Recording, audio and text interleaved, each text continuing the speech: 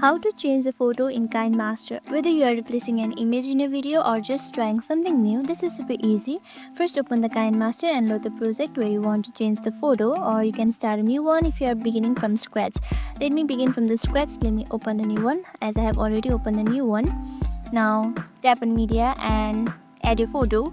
Now once you add the photo, let's say you want to replace it. Now look for the replace button. You will find the replace button after tapping on your photo. Tap on it and you can see replace right here. Tap on it, replace. Your phone's media browser will open. This is the new photo you want to use. After you have chosen it, KineMaster will automatically swap the old image with the new one, keeping the same duration and position in the timeline. Pretty cool, right?